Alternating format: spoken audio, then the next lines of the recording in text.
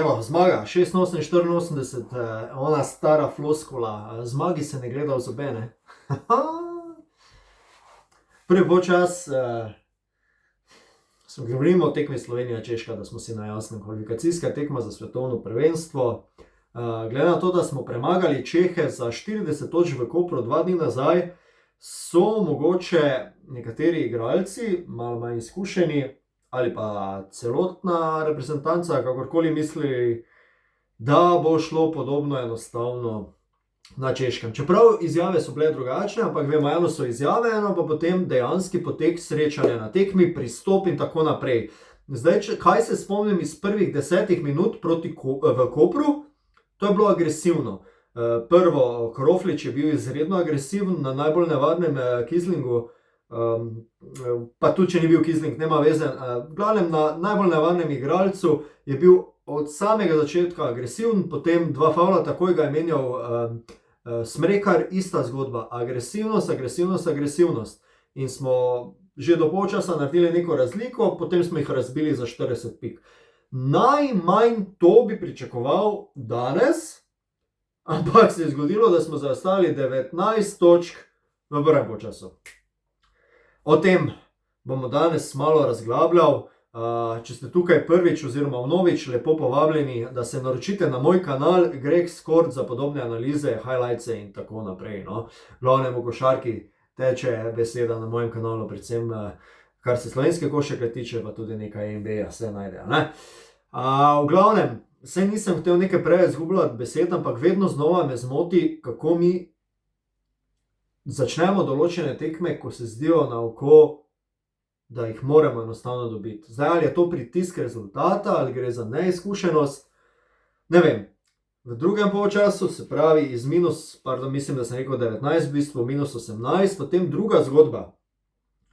Popolnoma agresiven pristop, mislim, da smo 9 točk, kaj smo pustili v tretji četrtini in smo do konca izenačili. Prvi napad zadnje četrtine, Kroflič trojka, vodstvo, takoj iz prve. Zdaj do konca smo še nekako kontrolirali, bilo je zelo na meji vse skupaj, zelo rezultatsko izenačeno, več čas smo vodili, kdo je gledal, je tako videl, na koncu so celo oni imeli napad za zmago, niso ga izkoristili, v redu, pišemo nove 2 točke. Velik korak do svetovnega prvenstva in to je pač tisto najbolj pomembno, kar je. Začrtan cilj pred tema 2 tekmami so bile 2 zmagi, uresničili smo jih, čez teden, 2 se več nišče ne bo spomnil, na kakšen način smo jih dobili in to je to, ostale bojo zmage, ostale bojo točke. Vseeno na koncu moram čestitati vsem za zmago, predvsem zaradi tega, ker so pokazali karakter. Konec koncev je tudi kapetan Prepelič je prišel na tekmo, že na prvo tekmo je prišel komaj da iz Dubaja direktno, se pravi iz euroligaškega tekmovanja, takoj na Filipino tekmovanje, da je tako skregano z logiko tale sistem, da joj, ampak v redu. Kapetansko, vedno se odzove Klemen, evo na zadnji tekmi, danes 20 točk, vzel žogo v roke v nekih zadnjih trenutkih, ko je moral, kar se od njega pričakuje, dostavil, kot bi rekli Američani, deliver, ne. In to je to. Dodal je svoje danes Samar kot na prvi tekmi, mislim, da je imel v teh kvalifikacijah samo prvo tekmo malo slabšo, ostale na nivoju, tako kot se pričakuje za prvega pleja v tej sestavi. In evo danes še Kroflič dodal nekaj prav lepih potez, to so mogoče danes, ki so 3 najbolj izstopali, ampak na koncu koncev celotna ekipa je prispevala tako, če me vprašate vedno, no, do te zmage. Tako da nekaj tople vode zdaj jaz ne bi glede tega odkrival. Evo, teden je zaključen, tukaj so šle malo tele klubske tekmovanja na stran, sledijo pa kmalu nova. Zdaj, če sem prvo na tem, zelo zanimiv teden oziroma naslednji vikend se obeta, če kdo ljubite nogometa, mogoče imate v Ljubljani v Stožicah ob 3. uri Olimpija Maribor, takoj zatem čez 2 uri Olimpija Dubaj. In ob 20:30 iz tega dneva New York Lakers. Ja, tako da na dan žena znajo naše boljše polovice malo tepeti. Vsaj kar se popoldneva pa večera tiče, ne. Tega niste slišali od mene. No, ok, malo za hec, malo za res. Tako da nedelja bo sila zanimiv dan, potem pa čez 3 dni, če se ne motim, 11. prihaja Chemnitz iz Nemčije v Ljubljano, v bistvu za biti ali ne biti Eurocup tekma. Tukaj ni popravnega izpita, tako da je treba zmagati in izkoristiti prednost domačega terena, absolutno. Evo, NBA, še tole na hitro, no. Danes po noči so igrali Lakersi, premagali Golden State prepričljivo. Luka sploh ni rabil dosti igrati, kar je v redu, ker je že danes back-to-back tekma proti Sacramentu.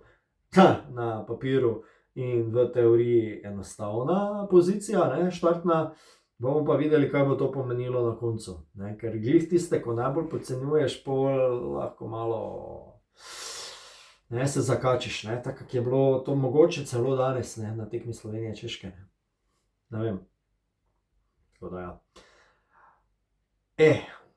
Komentarji, vedno dobrodošli, vse kar nabere, čez čas to mi je ful všeč, tako da malo pokomentiramo, včasih kakšno mnenje ni, čisto isto ni za to, drugače bi bilo dolgočasno, ampak toliko, da pokomentiramo. Vabljeni tudi danes spodaj, da pokomentirate malo zadevo, kako ste videli situacijo. Pa ja, pa lahko se tudi dotaknemo malo NBA, čeprav ga v zadnje čase malo slabše spremljam. Ampak ok, ajde, gremo.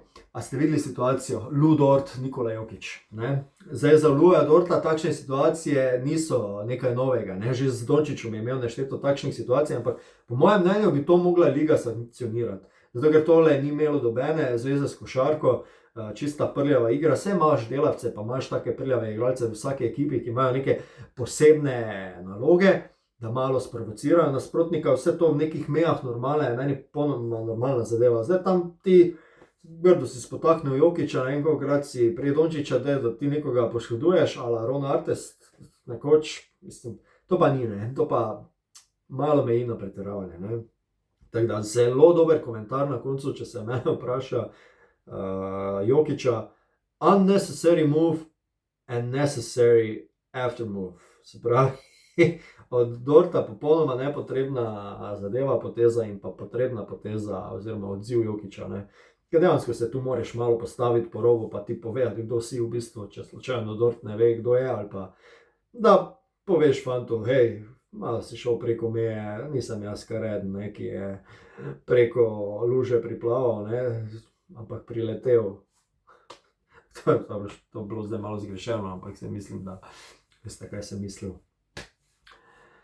Ja, ajde, hitro javljanje je bilo tole, do naslednjič, prav lepo vas pozdravljam, Gregor iz Greg Sporta. Za podobne vsebine naročite se, hvala za vsak like, ki spodbudi algoritem. Tisto ste videli izraz navdušenja, lahko točke date, tudi tak način me lažje opazijo na YouTubeu. Za vse to velika hvala, cenim in bravo Slovenija, kaj ne rečemo, 2 zmagi, mislim 2 tekmi, 2 zmagi v žepu, kljukica, 2, v redu, super, to je to. Bravo. Lep preostanek večera, uspešen delovni teden.